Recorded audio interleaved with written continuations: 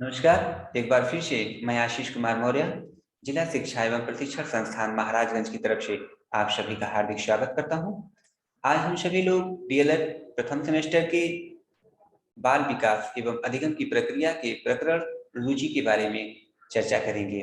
आज के इस ऑनलाइन कक्षा में हम सभी लोग रुचि के अर्थ, रुचि की परिभाषा, रुचि के प्रकार, रुचि की विशेषता आदि के बारे में चर्चा करेंगे।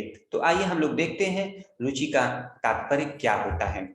रुचि से तात्पर्य किसी व्यक्ति, वस्तु अथवा घटना के प्रति लगाव से होता है।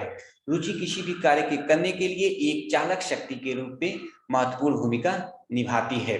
रुचि के कारण ही व्यक्ति की पूर्ण एकाग्रता और ध्यान केंद्रित व्यक्ति कर पाता है उस वस्तु, घटना और व्यक्ति के प्रति। प्रत्येक व्यक्ति के जीवन में रुचियों का अपना एक महत्वपूर्ण स्थान होता है, क्योंकि कोई व्यक्ति क्या करेगा, कैसे करेगा, क्यों करेगा, ये बहुत कुछ उसकी रुचियों पर ही निर्भर करता है। यह बहुत कुछ उसकी रुचियों के द्वारा ही निर्धारित होता है। इसके अतिरिक्त हमारे जीवन में रुचियों का एक बहुत महत्वपूर्ण स्थान है, क्योंकि ये सीखने सिखाने की प्रक्रिया में एक अभिप्रेरणा के रूप में भी कार्य करता है। किसी भी लक्ष्य की प्राप्ति के लिए, किसी भी विषय सामग्री को सीखने के लिए हमारे अंदर उस लक्ष्य के प्रति, उस विषय सामग्री के प्रति रुचि का होना बहुत ही महत्वपूर्ण है। क्योंकि अगर उसके प्रति हमारी रुचि नहीं है तो निसंदेह हमारा ध्यान उसके प्रति अधिक नहीं लगेगा, ध्यान केंद्रित नहीं होगा, जिसके कारण से हम अपने लक्ष्य को, अपने उद्देश्य को, उस विषय सामग्री को सीखने में, समझने में, लक्ष्य प्राप्ति में सफल नहीं हो पाएंगे। इसलिए कहा जाता है कि विषय वस्तु के प्रति, घटना के प्रति या लक्ष्य के प्रति रुचि का उत्पन्न होना उसे हमें प्राप्त करने के बराबर होता है। अब अगर देखा जाए रुचि की शाब्दिक अर्थ क्या होता है, तो रुचि शब्द अंग्रेजी के इंटरेस्ट शब्द का हिंदी रूपांतरण है। इंटरेस्ट शब्द की उत्पत्ति लैटिन भाषा के इंटरेस्टी शब्द से हुई है, जिसका अर्थ है, जिसका तात्पर्य है इट्स मेक ए डिफरेंट। अगर हम हिंदी में इसके अर्थ की बात करें तो इसके कारण अंतर होता है। क्या होता है? इंटरेस्टी से तात्पर्य है इट्स मेक ए डिफरेंट, इसके कारण अंतर होता है। इस प्रकार से जिस वस्तु में हमें रुचि होता है वह हमारे लिए दूसरों वस्तुओं से भिन्न होता है। कहने का तात्पर्य रुचि हमें एक वस्तु से दूसरे वस्तु में अंतर करने में मदद करता है। किसी भी कार्य को करने के लिए रुचि का होना बहुत ही महत्वपूर्ण है, क्योंकि यदि कोई भी कार्य में जब तक हमें रुचि नहीं होगी, अगर उसके प्रति हमारी रुचि नहीं होगी, तो निसंदेह हम उस कार्य को तन्मयता के साथ मन लगा करके नहीं करेंगे। अगर रुचि रहेगी तो निसंदेह बहुत ही मन लगा कर करेंगे। जैसे अगर हम इस लेक्चर को सुनने में हमें रुचि आ रही है तो हम बहुत ही मन लगा के इस लेक्चर को सुनेंगे। निसंदेह अगर इस लेक्चर को सुनने में हमें कोई रुचि नहीं है, अच्छा नहीं लग रहा है या हमारे टॉपिक से संबंधित नहीं है, तो निसंदेह हम मन लगाकर इस लेक्चर को नहीं सुनेंगे। किसी भी कार्य को करने में व्यक्ति की रुचि होगी तो सकारात्मक प्रभाव पड़ेगा और रुचि के न होने पर नकारात्मक प्रभाव पड़ेगा। कहने का तात्पर्य है अगर किसी भी विषय में हमारी रुचि है तो निसंदेह उस विषय को सीखने में हम बहुत ही जल्दी उस विषय सामग्री को अच्छे ढंग से सीख लेंगे। लेकिन अगर उस विषय सामग्री में हमारी रुचि कम है या नहीं के बराबर है तो उस विषय को हम उतनी तीव्रता से नहीं सीख पाएंगे, अर्थात हमारे ऊपर नकारात्मक प्रभाव पड़ेगा। अब अगर रुचि की परिभाषा की बात करें तो विभिन्न मनोवैज्ञानिकों के द्वारा, शिक्षाविदों के द्वारा रुचि को अपने अपने ढंग से परिभाषित करने का प्रयास किया गया है। क्रो एवं क्रो के शब्दों में अभिरुचि वह प्रेरणा शक्ति है, एक प्रेरणा शक्ति के रूप में कार्य करती है अभिरुचि, जो हमें किसी वस्तु, व्यक्ति या क्रिया की ओर ध्यान देने के लिए प्रेरित करती है। प्रो एवं प्रो ने रुचि को परिभाषित करते हुए कहा है कि अभिरुचि वह प्रेरणा शक्ति है जो हमें किसी वस्तु, व्यक्ति या क्रिया की ओर ध्यान देने के लिए प्रेरित करती है। भाटिया के शब्दों में रुचि का अर्थ है दो वस्तुओं में अंतर करना। कहने का तात्पर्य जिसके कारण से हम दो वस्तुओं में अंतर स्पष्ट करते हैं वही क्या कहलाती है, रुचि कहलाती है, according to Bhatia. William McDougall के शब्दों में अगर कहा जाए तो अभिरुचि गुप्त अवधान एवं अभिरुचि का क्रियात्मक रूप है। विलियम मैकडूगल ने अभिरुचि को परिभाषित करते हुए कहा है कि अभिरुचि गुप्त अवधान और अभिरुचि का क्रियात्मक रूप माना जाता है। इस प्रकार से कहा जा सकता है कि अभिरुचि एक ऐसी प्रेरणा शक्ति के रूप में कार्य करती है जिसके कारण से व्यक्ति नवीन चीजों को सीखता है, जिसके कारण उस पर सकारात्मक प्रभाव पड़ता है। अभिरुचि को इन परिभाषाओं के आधार पर अगर विश्लेषण करें तो कुछ प्रमुख विशेषताएं सामने निकल कर आती हैं। उन विशेषताओं को अगर ध्यान से देखें तो आता है कि अब हम बात करते हैं अभिरुचि की या रुचि की विशेषता के बारे में। तो रुचि की प्रथम विशेषता है रुचि परिवर्तनशील होती है, अर्थात जैसे जैसे हम बड़े होते जाते हैं हमारे रुचियों में परिवर्तन होता चला जाता है। बचपन में जब हम होते हैं तो खेल कूद में हमें रुचि होती है, थोड़े से हम और बड़े होते हैं तो शिक्षा दीक्षा में हमारी रुचि बढ़ती है, और बड़े हो जाते हैं किशोरावस्था जब हम पार कर जाते हैं तो हमारी रुचि पैसे कमाने में, नौकरी पेशे में रुचि बढ़ जाती है, अर्थात रुचियां परिवर्तनशील होती हैं।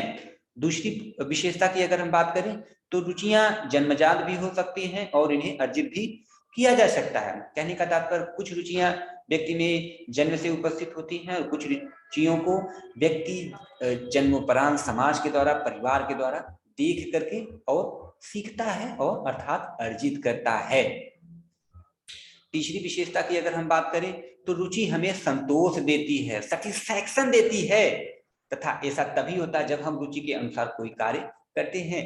रुचि हमें संतोष देती है। संतोष कैसे देती है? जैसे जब हम अपने लक्ष्य के प्रति अग्रसर रहेंगे, हमने अपने लक्ष्य के लिए जो टास्क तैयार किया है, जो गोल तैयार किया है, उस गोल के प्रति अगर हम रुचि रखते हैं, उसके प्रति हमें पूरा लगाव है, ध्यान दे रहे हैं, तो जब हम अपने लक्ष्य को प्राप्त कर लेते हैं तो तभी हम उसे अच्छे ढंग से प्राप्त कर पाते हैं, तभी हम अपने लक्ष्य के प्रति सेटिस्फाई हो पाते हैं। पता चला कि हमने लक्ष्य को निर्धारित कर लिया और हमें उस लक्ष्य को निर्धारित करने के बाद उसमें कोई इंटरेस्ट नहीं है तो निसंदेह हम अपनी रुचियों के प्रति सेटिस्फाई या संतोष नहीं होते हैं। और अगला पॉइंट है रुचियों का संबंध वर्तमान से होता है। निसंदेह ऐसा माना जाता है कि रुचियों का संबंध वर्तमान से होता है। हम जिस आयु उम्र में होते हैं उसी के अनुसार ही हमारी रुचियां भी परिवर्तित होती रहती हैं। ऐसा नहीं है कि जब हम किशोरावस्था में होते हैं तो बाल्यावस्था की चीजों में भी तब भी हमारी रुचियां होती हैं, ऐसा नहीं होता। रुचियां हमारे आयु स्तर के अनुसार चेंज होती रहती हैं। हम अपने वर्तमान परिस्थिति के अनुसार अपनी रुचियों को ढालते हैं, बनाते हैं। नेक्स्ट पॉइंट है कि रुचियों के विकास में लैंगिक विभिन्नता होती है। सही कहा जाता है कि रुचियों के विकास में भी लैंगिक विभिन्नता होती है, सेक्स डिफरेंसेस होते हैं। लड़कों एक निश्चित उम्र में आने के बाद अगर हम किशोरावस्था की बात करें तो किशोरावस्था में लड़कों की रुचि अलग फील्ड में होती है, खेलकूद में होती है, और लड़कियों की रुचि अलग फील्ड में होती है। अगर लड़कों की रुचि की हम बात करें तो लड़के क्रिकेट, वॉलीबॉल, फुटबॉल आदि को खेलने में अधिक रुचि लेते हैं और लड़कियां घरेलू कार्यकाज में रुचि लेती हैं। उन्हें कताई, बुनाई, सिलाई, ब्यूटिशियन आदि के कार्यक्रम में उनकी रुचि अधिक होती है। तो रुचियों में लैंगिक विभिन्नता का भी प्रभाव पड़ता है। व्यक्ति की बुद्धि उनकी रुचियों को प्रभावित करता है। व्यक्ति की बुद्धि उनकी रुचियों को निसंदेह बहुत ही महत्वपूर्ण ढंग से प्रभावित करता है। व्यक्ति अपनी आईक्यू लेवल के अनुसार, अपनी बुद्धि लब्धि के अनुसार ही अपनी रुचियों का निर्धारण करता है। अर्थात जब कोई व्यक्ति हाई आईक्यू का है तो उसकी रुचि लो आईक्यू के जो बच्चे होते हैं उनकी रुचि के अनुरूप नहीं होता है। जो बच्चे हाई आईक्यू के होते हैं उन्हें पढ़ने लिखने में ज्यादा इंटरेस्ट होता है, लेकिन जिन बच्चों की आईक्यू लेवल कम है, वो औसत से बिलो होते हैं, एवरेज से बिलो होते हैं, उनकी रुचि पारिवारिक कार्यों में, घरेलू कार्यों में अधिक रुचि है। अर्थात व्यक्ति की बुद्धि उनकी रुचियों को भी प्रभावित करती है, उनकी बुद्धि। आगे की अगर हम बात करें, आगे विशेषता की बात करें, तो वातावरण तथा वंशानुक्रम संबंधी कारक रुचि को रूप देते हैं। निसंदेह व्यक्ति की रुचि में वंशानुक्रम और वातावरण की भी महत्वपूर्ण भूमिका निभाती है। व्यक्ति वातावरण और वंशानुक्रम के अनुसार ही रुचियों का निर्धारण करता है। व्यक्ति को जैसा वातावरण मिलता है, जैसा आनुवंशिकता उसको प्राप्त होती है, उसी के अनुरूप व्यक्ति अपनी रुचियों का निर्धारण करता है। अगला पॉइंट की अगर हम बात करें, तो अधिगम और रुचि में गहरा संबंध होता है। निसंदेह अधिगम और रुचि में एक गहरा संबंध होता है। अगर हमें किसी भी विषय सामग्री को सीखना है, समझना है, तो सबसे पहले उस विषय सामग्री के प्रति हमें रुचि उत्पन्न करनी होगी, क्योंकि अगर उस विषय सामग्री के प्रति हमारी रुचि कम है या नहीं है, तो निसंदेह हम उस विषय सामग्री को अच्छे ढंग से समझ के सीख नहीं सकते हैं। तो विषय सामग्री को समझने के लिए सबसे पहले हमें उस विषय सामग्री में रुचि को जागृत करना पड़ेगा। लास्ट पॉइंट है, रुचि की विशेषता की लास्ट पॉइंट है कि रुचि हमें सीखने के लिए प्रेरित करती है। निसंदेह रुचि हमें सीखने के लिए मोटिवेट करती रहती है। जब किसी भी विषय सामग्री को सीखने के लिए हम सीखना चाहते हैं और उसके प्रति हम रुचि ले रहे हैं, तो जब जैसे जैसे हम उस विषय सामग्री को सीखते जाते हैं और चीजें हमको समझ में आने लगती है, अर्थात हम सीखने लगते हैं, तो हमारे जानने की, समझने की जिज्ञासा और बढ़ती चली जाती है, क्योंकि हम उसमें रुचि लेते और चले जाते हैं। तो इस प्रकार से रुचि सीखने की प्रक्रिया में एक प्रेरणा स्रोत के रूप में भी महत्वपूर्ण भूमिका निभाती है। अब अगर आगे हम बात करें, तो रुचि मुख्य रूप से दो प्रकार की होती है, जिसे क्रम से जन्मजात रुचि एवं अर्जित रुचि के नाम से जानते हैं। जन्मजात रुचि की अगर हम बात करें, तो मूल प्रवृत्तियों के कारण जो रुचियां उत्पन्न होती हैं उन्हें जन्मजात रुचि कहते हैं। जैसे खाने पीने की रुचि, खेलने कूदने की रुचि। जैसे जन्मजात रुचि वे रुचियां होती हैं जो व्यक्ति में बाइबॉल उपस्थित होती हैं। उनमें खाने पीने का शौकीन होना, खेलने कूदने का शौकीन होना, ये बाइबॉल होती हैं बच्चों में। अब अगर हम बात करें अर्जित रुचि की, तो अर्जित रुचि वे रुचियां होती हैं जो व्यक्ति समाज में, परिवार में रह करके सीखता है। कैसे सीखता है? आदत के द्वारा, स्वभाव के द्वारा और व्यवहार के द्वारा सीखता है। इस प्रकार की रुचियों को अर्जित रुचि कहा जाता है। अगर इस प्रकार की रुचियों के बारे में अगर हम बात करें, तो एक निश्चित लक्ष्य का निर्धारण करना अर्जित रुचि कहलाता है। जैसे किसी को देख करके कि मुझे शिक्षक बनना है, कोई अगर बच्चा जो ये वीडियो देख रहा है, मेरे इस वीडियो को देख करके ये कहे कि नहीं, मुझे भी सर के जैसा बनना है, मुझे आशीष सर का जैसा बनना है, मुझे भी एक शिक्षक बनना है, डायट में लेक्चरर बनना है ना। तो इस प्रकार की रुचि जो जागृत हुआ, ये अर्जित रुचि के उदाहरण माने जाएंगे। अब अगर हम आगे देखते हैं, तो रुचि, बालकों में रुचि उत्पन्न करने की कुछ विधियां भी हैं कि बालकों में किसी विषय वस्तु के प्रति, किसी घटना के प्रति रुचि कैसे उत्पन्न की जाए। तो इसकी कुछ प्रमुख विधियां हैं, उन विधियों के बारे में देखते हैं। तो सबसे पहले विधियों की अगर हम बात करें, तो उससे कुछ प्रमुख विधि हैं जिन्हें क्रमशः सबसे पहले कहेंगे उद्देश्यों की स्पष्टता एवं उपयोगिता। कोई भी विषय सामग्री, इसके बारे में अगर हम चर्चा करें, तो उद्देश्यों की स्पष्टता एवं उपयोगिता का तात्पर्य क्या होता है? किसी भी विषय सामग्री को पढ़ाने से पहले जब बालक को उस विषय सामग्री के उद्देश्य, उसकी उपयोगिता, दैनिक जीवन में क्या उपयोगिता है, या उसकी बालक की शिक्षा दीक्षा में क्या उपयोगिता है, जब हम पहले ही बच्चे को बता देंगे, तो निसंदेह बच्चा उसके बारे में जानने के लिए जिज्ञासु हो जाएगा, जानने के लिए उत्सुक हो जाएगा कि हमें इस चीज को जानना चाहिए, क्योंकि यह हमारे लिए कितना ही महत्वपूर्ण है। जब उसके उद्देश्य को हम बच्चे के सामने स्पष्ट कर देंगे, उसकी उपयोगिता बता देंगे, महत्व के बारे में बता देंगे, तो बच्चा निश्चित रूप से उसके प्रति रुचि लेगा और ध्यानपूर्वक उस बात को सुनेगा।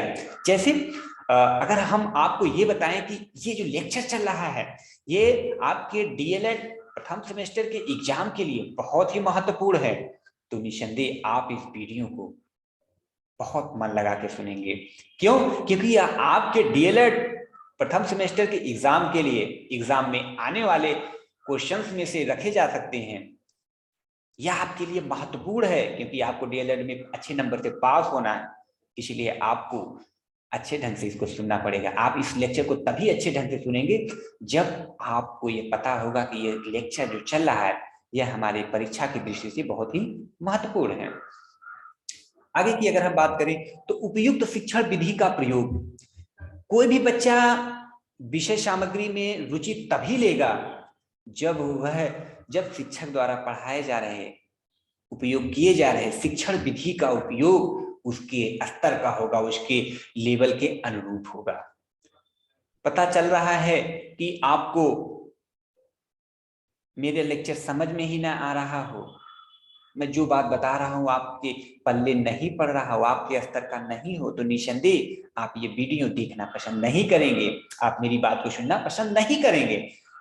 लेकिन जब इस वीडियो में चीजों को एक एक पॉइंट्स को आपको समझा दिया जा रहा है, आपके अंदर की जो जिज्ञासा है उसको शांत कर दिया जा रहा है, तो निसंदेह आप इस वीडियो को सुनना पसंद करेंगे। शिक्षण विधि का तात्पर्य है कि बच्चा जैसा सीखना चाहे, जिस विधि के माध्यम से सीखना चाहे उसे वैसे ही विधि के माध्यम से सिखाइए। एक विधि के माध्यम से बच्चा नहीं सीख रहा है, दूसरी विधि का उपयोग करिए। बच्चा हमारे लिए, हर बच्चा बहुत ही महत्वपूर्ण होता है, इसलिए हमें हर बच्चे को सिखाने के लिए, समझाने के लिए समय समय पे अपनी शिक्षण विधियों को भी परिवर्तित करते रहना चाहिए, जिससे हमारा बच्चा समझ सके और हमारे लेक्चर में रुचि ले सके। तीसरी बात है रुचि का अध्ययन। बच्चा जिसे हमें रुचि उत्पन्न करना है उसकी रुचियों का अध्ययन हमें करना होगा कि बच्चा किस क्षेत्रों में रुचि ले रहा है, किस क्षेत्रों में रुचि नहीं ले रहा है। जिन क्षेत्रों में रुचि ले रहा है उससे संबंधित विषय सामग्री को पाठ्यक्रम से कनेक्ट करते हुए, उदाहरण से जोड़ते हुए जब हम विषय सामग्री को बच्चे को पढ़ाएंगे, बच्चे को बताएंगे, तो निसंदेह वह बच्चा उन चीजों को ध्यान पूर्वक सुनने लगेगा। तो बच्चे की रुचि के अनुसार भी रुचि का अध्ययन करना चाहिए, बालक की रुचि का अध्ययन करना चाहिए और उसके अनुसार पाठ्यक्रम को जोड़ते हुए, उदाहरण से जोड़ते हुए अपने पाठ्यक्रम को जब हम प्रस्तुत करेंगे तो निसंदेह बच्चा सीखने सिखाने की प्रक्रिया में रुचि लेगा। आगे की बात अगर हम करें तो सहायक सामग्री का प्रयोग। जब हम अपनी शिक्षण अधिगम प्रक्रिया में सहायक सामग्री का प्रयोग करते हैं तो हमारी शिक्षण अधिगम प्रक्रिया काफी आकर्षित होने लगती है, काफी ध्यान केंद्रित बच्चों का करने लगती है, जिसके कारण से वह बच्चा ध्यान पूर्वक हमारी शिक्षण प्रक्रिया को देखता है, सुनता है और समझता है और सीख लेता है। अब आगे की अगर हम बात करें, अंतिम पॉइंट्स जो है करके प्रयोग या निरीक्षण विधि का अवसर। जब बच्चा किसी भी विषय सामग्री को हम बच्चे को सिखा रहे होते हैं तो बच्चे को स्वयं ही करके सीखने का अवसर देना चाहिए। जब बच्चे को हम सिर्फ करके सीखने का अवसर देंगे, प्रयोग करके या निरीक्षण घटनाओं को घटित होते हुए या किसी भी स्थान पर ले जाकर शैक्षिक भ्रमण के द्वारा सिखाएंगे, तो निसंदेह बच्चा उस चीजों को अच्छे ढंग से करेगा, सीखेगा और ध्यान केंद्रित करेगा। जब बच्चा किसी भी कार्य को करने के लिए उसे स्वयं हम दे देंगे कि बेटा तुम करो ये कार्य, तो बच्चा और ही बेहतर ढंग से उसको करेगा और सीखेगा। और इस प्रकार से बालकों में रुचि उत्पन्न करने की कुछ प्रमुख विधियां निम्न थी, जिसपे हम लोगों ने चर्चा किया। अब आइए हम लोग देखते हैं कि रुचि का अधिगम में क्या महत्व है। हमने जो रुचि पढ़ रहे हैं इसका अधिगम के क्षेत्र में क्या महत्व है, इस पे हम चर्चा करते हैं। रुचि का अधिगम में महत्व। तो जो विषय बालक की रुचि के अनुसार नहीं होता है, बालक की निष्पत्ति, परफॉर्मेंस उस विषय में कभी भी उचित नहीं रह सकती है। अर्थात बालकों की रुचियां उसके परफॉर्मेंस पे ही निर्भर करती हैं। बच्चे की रुचि अगर विषय सामग्री में है तो निसंदेह उसका परफॉर्मेंस हाई लेवल का होगा। अगर बच्चे की रुचि विषय सामग्री को पढ़ाने में नहीं है तो उसका परफॉर्मेंस लो होगा। अतः बालकों में रुचि जागृत करने के लिए शिक्षक द्वारा निम्न प्रयोग किए जा सकते हैं, निम्न प्रयोग का उपाय किए जा सकते हैं, जिससे उनका बच्चे को सीखने की प्रक्रिया में महत्वपूर्ण स्थान होता है। अब कुछ प्रमुख बिंदु हैं जो निम्न हैं। रुचि के अनुसार पाठ्यक्रम का निर्माण। जैसा कि हम जानते हैं कि बच्चे की रुचि का अध्ययन करिए और उसके अनुसार पाठ्यक्रम का निर्माण किया जाना चाहिए। मतलब बच्चे की जिस आयु स्तर का बच्चा है उसी आयु स्तर के अनुरूप उसकी रुचि का ज्ञात कर उसका परीक्षण कर उसके अनुसार पाठ्यक्रम का निर्माण किया जाना चाहिए, जिससे बच्चे शिक्षण अधिगम प्रक्रिया में रुचि ले सकें। दूसरी पॉइंट अगर हम बात करें, अनुशासन बनाने में सहयोग। जब बच्चे की रुचि अधिगम प्रक्रिया में होगी, शिक्षण अधिगम प्रक्रिया में रहेगी, तो बच्चे निसंदेह हमारी बातों को अच्छे ढंग से सुनेंगे, मानेंगे, तो हमारे विद्यालय परिवेश में, पारिवारिक परिवेश में, सामाजिक परिवेश में अनुशासन व्यवस्था कायम होगी। नेक्स्ट पॉइंट है शैक्षिक कार्यक्रम बनाया जाए। शैक्षिक कार्यक्रम बनाया जाए, विद्यालय परिवेश में समय समय पर शैक्षिक कार्यक्रम आयोजित किए जाएं, शैक्षिक भ्रमण का आयोजन किया जाए, तमाम बच्चों को स्वयं निरीक्षण करके सीखने का अवसर दिया जाए, शैक्षिक भ्रमण ले जाने चाहिए और उनको वहाँ के बारे में चर्चा परिचर्चा किया जाना चाहिए, जिससे बच्चे अधिगम की प्रक्रिया में और रुचि लें। अगला है उपयुक्त शिक्षण विधि का प्रयोग। एक शिक्षण विधि के माध्यम से जब बच्चा नहीं विषय सामग्री को नहीं सीख पा रहा है तो निसंदेह उन शिक्षण विधियों को और चेंज कर लेना चाहिए।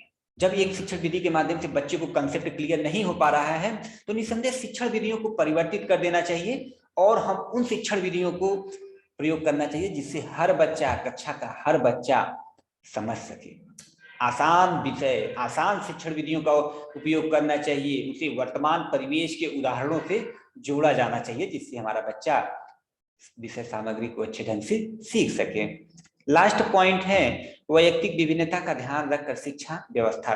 जैसा कि हम सभी जानते हैं कि हर व्यक्ति में इंडिविजुअल डिफरेंसेस, वैयक्तिक विभिन्नता पाई जाती है, तो हर व्यक्ति के स्तर का ध्यान में रखकर, आयु स्तर का ध्यान में रखकर ही शिक्षा व्यवस्था का ध्यान किया जाना चाहिए, पाठ्यक्रम का निर्माण किया जाना चाहिए, जिससे बच्चा शिक्षण अधिगम प्रक्रिया को सीख सके और अधिगम में रुचि ले सके। क्योंकि तमाम जो शिक्षण प्रक्रिया अपनाई जा रही है हमारे बालकों के लिए है और हमारी जो वर्तमान शिक्षा व्यवस्था है बाल केंद्रित है, तो बालक को ही ध्यान में रखकर, उसकी वैयक्तिक विभिन्नता को ध्यान में रखकर हमें एक ऐसी शिक्षा व्यवस्था का निर्माण करना चाहिए जिससे सभी बच्चे रुचियों में, अधिगम की प्रक्रिया में रुचि ले सकें। आज का हमारा टॉपिक रुचि यहीं पे समाप्त होता है। इससे संबंधित अगर किसी भी प्रकार का डाउट है, प्रश्न है, शंका है तो आप लोग पूछ सकते हैं। Thank you.